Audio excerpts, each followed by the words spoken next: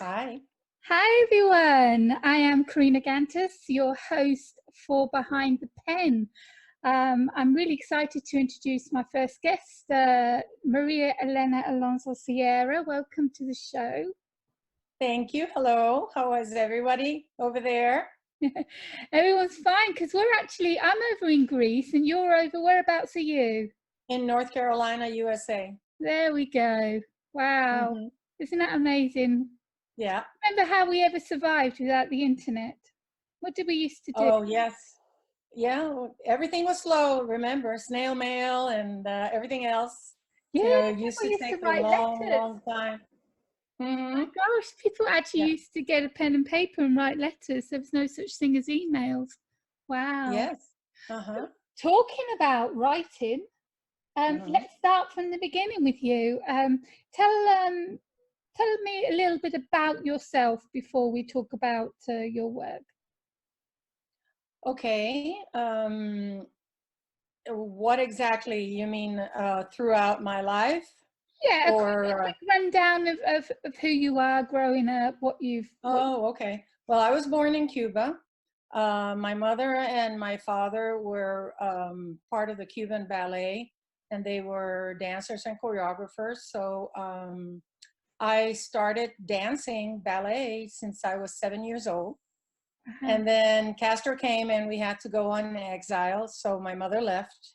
We went to Mexico first, and then we eventually wove our way up to the border and then across to South Florida. And then I wound up in Puerto Rico where my mom had she did the choreography for a weekly entertainment show, one of those kinds that it's just, singers and dancers and everything. So we were there and we had a weekly show that I had to prepare for. And after that, I went to New York and did some dancing there as well. And then went down to Florida. I was tired of being in New York City. After a while, it gets to you. You either love it or hate it. I got to the point where I hated New York. So I went down to Florida, met my husband, and got married. And then I wound up in France, of all places. All places. Were you still Yes, of all dancing places. then? Huh? Were you still dancing then? No, no, no. I had stopped dancing. Actually, I was trying to get my degree in journalism at that time. So we ended up in France, and in France, I couldn't work. I couldn't do anything. So that's when I started actually putting my teenage dream to fruition, which was actually writing. And I said it there in the French Riviera. And then after that, we moved back to Florida, and then we went back up to New York, and then we came back to Florida, and then now I'm in North Carolina. And are you settled now in North Carolina? Are you staying? Well, since my life has been almost like in a gypsy mode, I don't particularly say anymore that I am settled, Yeah. because every time I say that I am settled, we have to get up and pack up again and move somewhere else. So right now I'm living here. Okay. Is it also true that you sing? Yes, I do. I How did sing. that come about? Um, I used to sing in the choir well, it was called the Glee Club in my high school. Yeah, back then it was called the Glee Club. And since then I've been singing. I used to sing. As a matter of fact, I sang, not everybody knows this, but I actually sang the jingle of a Cottonelle commercial that aired in the 19, when was it? 1973, I think it was, 74. Before my time. Yeah, yeah, yeah. 1973, 74. They asked my mom if I could do a commercial, so I did a commercial. I actually acted on the commercial, and I actually sang the jingle to the commercial of Well, Cottonelle. there you go. But see, that's not just your 5 minutes of fame. I mean, you've done so much and have so much achieved so much since then. Let's talk about, you said that you were in the French Riviera when you first started taking your writing seriously and maybe started work on your first novel, which was The Coin. The Coin. Can you tell us Yes. about that? Well, when I was in high school, we had a wonderful English teacher, and I've always liked reading, and I've always liked creating worlds in my mind. That's what basically helped myself and my sister also as well to cope with exile and everything that happened in exile. It was our means of escape. And also, since the very beginning, as far as back as I can remember, that's probably about 4 or 5 years old, we were surrounded by books in my house. My mother and father, because of their work and also because of their education, were into all kinds of books: mythology, Greek mythology, Spanish mythology, Spanish novels, English novels, everything. And we were always surrounded by books and by illustration, books with illustrations, because they took that as their inspiration for certain ballets that they actually created. Beautiful. So what I did is basically in the age of 13, my English teacher showed us, and they do this now, as a matter of fact, in creative writing courses. But what she actually did is that, believe it or not, she showed us a picture of Big Ben in the fog and said to us, why don't you write a little short story based on what you see? And boy, I loved it. And since then, I've been wanting to actually become a writer. But as you know, life takes over, and sometimes, and it is a very competitive industry. Before, even before, to get into the industry, to get into this industry was very, very, very difficult. And you had to live, you had to eat, you had to pay rent. So basically, I put that off. I always kept writing, stupid little things. And then because of the university work and journalism, that I wanted to go into journalism, I had to start writing as well. And they do a lot of also creative writing for journalism to tighten your work, to make sure that you're using the proper, adverbs, adjectives, nouns, so that you make your sentence strong and fluid. But I found myself in France, in the French Riviera, not knowing a single word of French. I had to learn it the hard way. With 2 kids, they were 2 and 1, and they had their birthdays 2 and 3 there when we first got there. So the French government did not allow me to work because I was under their auspices, because my husband was the one who was working, and they don't allow anybody else to work unless you have a permit and you have all kinds of stuff. Anyways, that's a long story. We wound up, my husband was posted, he was based in a place called Sofia Antipolis, which is very close to Nice. And we found a very beautiful little home, which was back to back with the owners of the house. They had split the house in half, and they rented one half and they lived in the other. And it was an actual working farm very close to a place called Grasse. Now, Grasse is the perfume capital of the world, in the sense that they grow all the flowers for the perfume industry in the area. Wow. So I was surrounded by mimosas and by 4-petal jasmines and roses, and we actually lived on a working farm. They grew artichokes and they grew olives, and all kinds of stuff, even cherries. I even climbed their cherry tree to get cherries out of their out of Beautiful their tree. experience to have lived there. It was beautiful. It was beautiful, and I also was surrounded with things that were just historical. Couple of kilometers away, there was a town called Biot, and they had a 12th century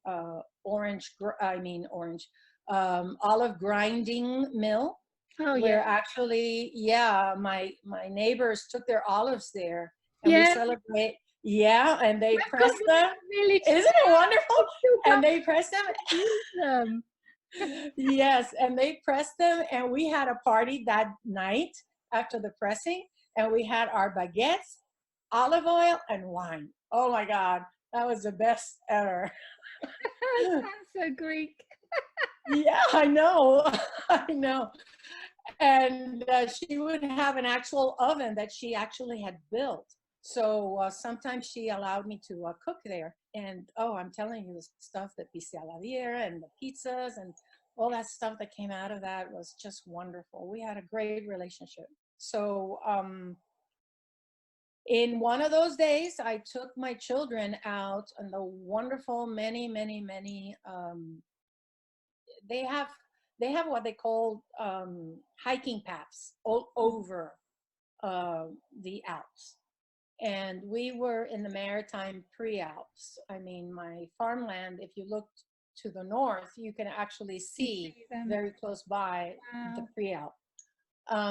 And they have a ton of hiking trails around.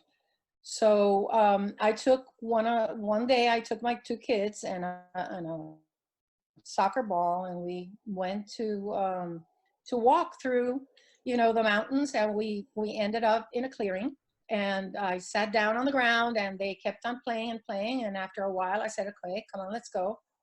And basically, when I got up, I found out that on the ground where I was sitting, there were about 10 or 15 coins. Somebody either had sat there and didn't realize when they got up that the coins had fallen out of their pocket, or somebody, I don't know what happened. The thing is that the coins were there.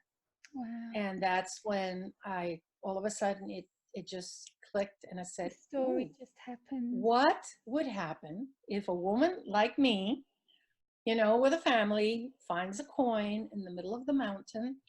And because we were so surrounded by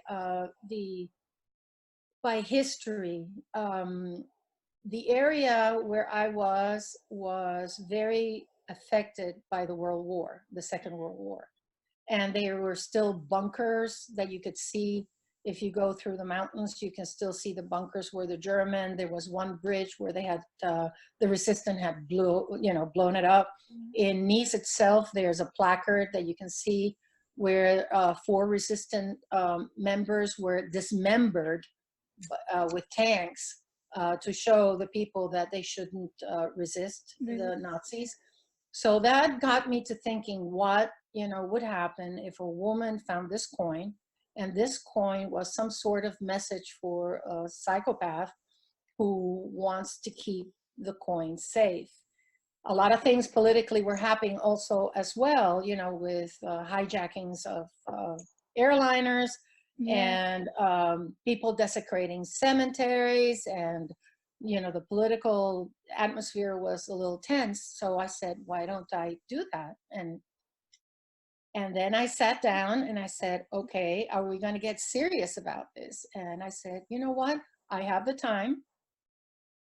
I am living in the place where I won't need too much research because I can just go and live it.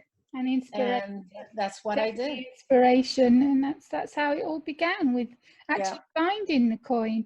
And you've still got that coin today? I still have that coin, yes. It was a very pretty commemorative 10 franc coin that had Hermes with wings, and it was a commemorative coin. It was modern, but then I thought, what about if I put something that's older? So I went to the library in Grasse and found out. Research and yeah, and decided I what researched kind of coin to use. yeah, and that's what I did. So from the initial of finding the coin to the idea of the book, how long did it take until you actually had it in your hand, your first ever novel?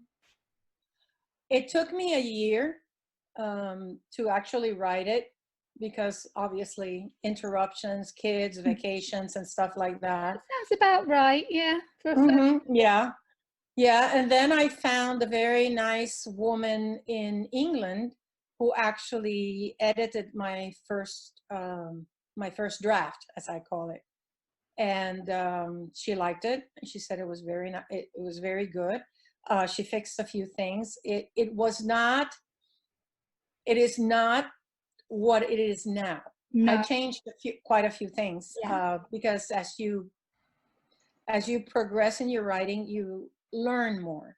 Yeah. So that was the first step, and then we moved back to Miami, and that's when I said I'm going to get my degree in English. I wanted to get into the MFA program for creative writing. I didn't get in, but that doesn't matter. I took creative writing courses. I got my master's in English literature, 12th century French romances of all things. You did this all yourself? Yes, yes. And that's when, with the creative writing classes, that helped me also as well to look at it more in a more global marketable novel.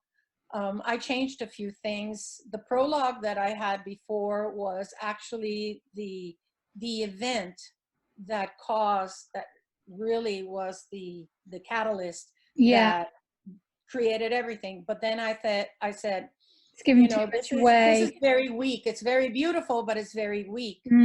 So I decided then to write the prologue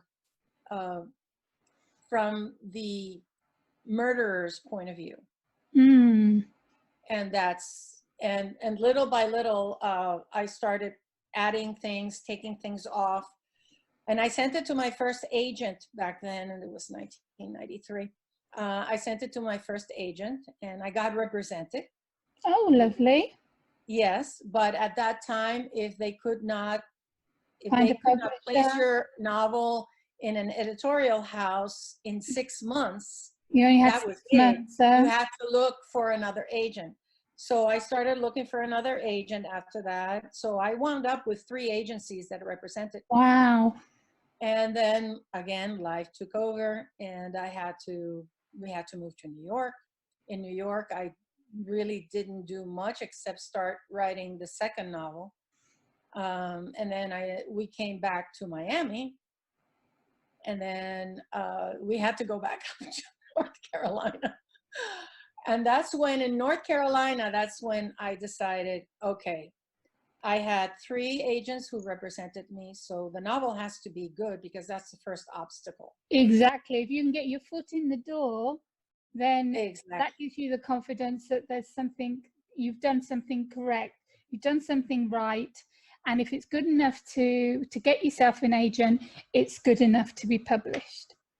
Exactly. So, and by then the industry had changed so much that I said, I'm going to take a chance and I'm going to indie publish. And that's exactly what I did. I indie published. But did you I haven't looked back. To any other authors? I mean, who gave you advice about publishing, self-publishing? What made you decide to go that route? Basically because, first of all, I didn't want to give away the rights to my novel. For so long a period of time. I started researching through books, Writer's Digest and all that. The royalties that you have to pay your agency had gone up from when I got my first agent. The third thing that I found out was that also some editorial houses now basically don't do the work for you. You have to create the work for yourself. So why to give them a cut out of your profit? Exactly. When you're doing the work anyway. right. And then for the fourth point was that they were holding the rights of the property for a longer time. So if I had decided to go with somebody, I would still be waiting to get back the rights. So, Maria Elena, when was your book, The Coin, first published? My coin was first published in 2013 in April. 2013. And yes, that's almost to the day. I mean, I finished it in 1993, so I published it in 2013, and And the I haven't looked back since. Book of Hours, when was that published? The Book of Hours was finished by 2014, but my mom was sick with dementia, and she finally died, and I actually launched it on February 2015, which was my birthday. So it was ready. It was ready in 14, but you didn't publish it until the 15th. Yes, because I also had to send it over to my developmental editor and also to the proofreader, because I have both. Yes. With a coin, I had the proofreader and the developmental editor. What I didn't have at the time was my my graphic designer, and I had published the book first, and this is what my cover looked like. This is my actual first cover. I think we've all gone wrong with first covers. I remember my original first cover. I know, and then a very nice writer from Kiss of Death chapter that I belong to, she said, you know, I have a graphic designer that it's wonderful, works very well, and it's you know, decent, not to say cheap, but you know, he charges decent rates. So I went with him. I told him that I had this novel and that it was a coin, and I just gave him the basic ideas, and then he came up with this, which is my actual cover. The original cover.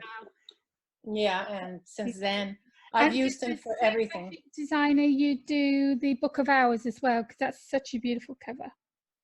Yes, he did the Book of Hours as well. Excellent. And he's done all my, actually he's done all my book covers. He did the fish tank as well, and now he has done also the detective story, which I think it's one of his best for me. Oh, wonderful. That cover. Yeah, I love it. Yeah. I have to just ask you, there's something behind your shoulder, and it's like some sort of medal. Would you like to bring that out and then tell us all about that one? Yeah, actually, this is my, as you can tell, don't I like books? Yes. my husband tells me that, yeah, sometimes he said, you know, the books are going to throw us out of the house, but no, this is the coin that won the bronze medal. Wow. I don't know if you can see it. And where's it from? What this is from Reader's Favorite, and this is my other one. You got another one? This is the fish tank. This is the short story collection. Okay. And it actually has 2 silver medals. It has this one, which is the Reader's Favorite, and it has the feathered quill also as well. So wow. I keep them here with my important books. Yeah, I can imagine they're right next to you. Well done. Well, you know, I have Shakespeare, I have the Iliad, I have Jane Austen, I have these are all my books. I mean, I was the same as you. I was such a hoarder that I ended up having to keep just one bookcase of books and get rid of everything else. So well, I've donated quite a few books. Oh yeah.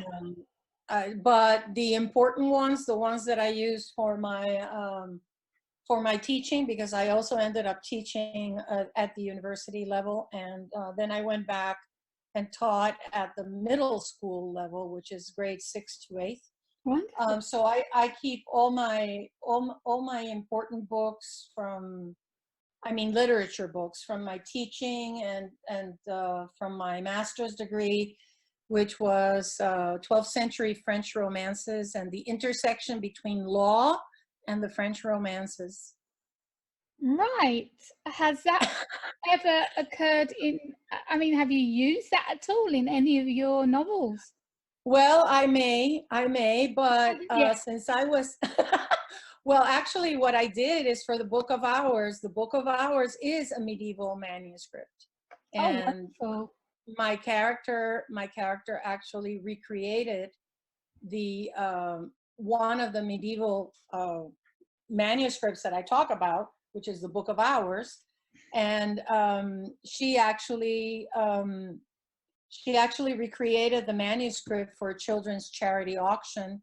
And then there is a very nasty person who wants her to sell it to him exclusively.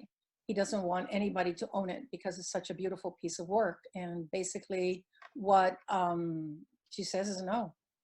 Even if he's offering more money than she'd get with it? Yeah, no, because she says, I made it for the children's charity auction. If you want, I can do, I can recreate something else, but he doesn't want it. He wants exclusivity. He's that kind of pathological person. So he's trying to coerce her to sell. And that's when all hell breaks loose in her life once more. Wow. And it's based also on my books.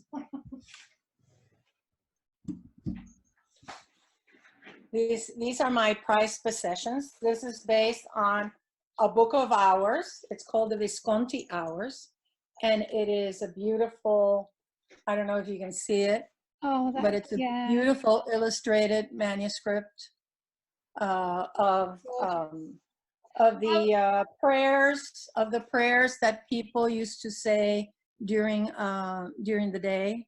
I'll put some of those illustrations up on the video when we get it up on YouTube, so people can actually see them close up. And I based it on that, and then eventually maybe I have an idea of maybe recreating a historical based on all my research.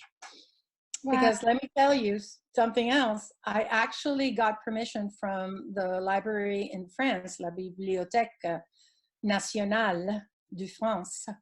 Well, look, you're French. Oh, that's beautiful. They actually gave me permission to actually see the 12th century manuscript of Chrétien de Troyes, which was the gentleman that was one of the people that I was researching for my master's degree. And I actually held in my hand a 12th century manuscript. It was an incredible experience. I can imagine. So Maria Elena, we have 3 books down. What are you working on next? What's next for you? I am working with a detective novel. As a matter of fact, a prequel short story is in my short story collection. It's called Mirror, Mirror.